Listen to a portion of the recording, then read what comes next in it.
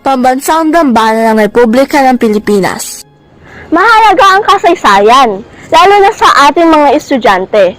Dahil dito, napupulot natin ang mga aral ng sinaunang panahon. At nakakatulong ito para ipabuti ang ating kasalukuyan at kinabukasan. Dito sa Kawit, Cavite, naganap ang ilan sa mga importanteng pangyayari sa kasaysayan ng Pilipinas. Nandito tayo ngayon sa dambana ni Aguinaldo, ang bahay ng Kasarinlan. Ito ang tahanan ni Emilio Aguinaldo E. Family na ipinanganak noong March 22, 1869. Dito din unang idineklara ang kalayaan ng Pilipinas noong June 12, 1898 at unang nilagayway ang watawat ng Pilipinas at unang pinatugtog ang lupang bilang. Bahay ng unang Pangulo ay naibigay sa mamamayang Pilipino noong 1963 at noong 1964 ito ay binigay sa pangangalaga ng National Museum of the Philippines sa pamamagitan ng Republic Act 4039. Taong 1972, sa pamamagitan ng Executive Number 370, binigay ang pamamahala ng dambana sa National Historical Commission of the Philippines.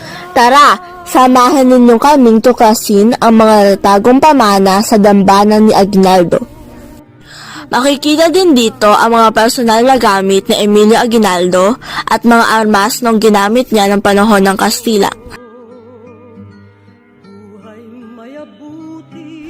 Nagkaroon din ako ng pagkakataon na kausapin ang nangangasiwa sa dambana. Ano po yung kwartong to? Ito yung package sa tower. Ang tower, ang third floor library, 4th and 5th room ng dalawang anak na lalaki, 6th and 7th and room. Kasi yung tatlong babae dito ang room. Cristina, Maria, and Carmen. Kaya 5 yung anak niya.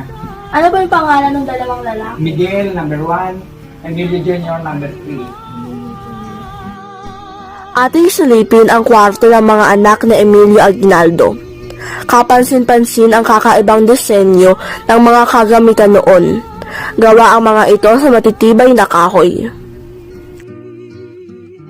Yeah, bathroom and toilet, yung bidet with bathtub shower.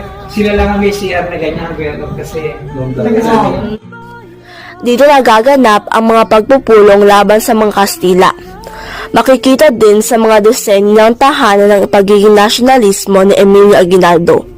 Marami ding sekretong lagusan sa kanyang tahanan at imbaka ng mga baril at dokumento. Sa lugar nila ito, makikita ang libingan ni Emilio Aguinaldo. Masaya ako dahil madami ako natutunan sa pagdalaw sa dambana ni Emilio Aguinaldo. Ako si Maria Micaela T. Duma, galing sa Baitang 5, St. Andrew.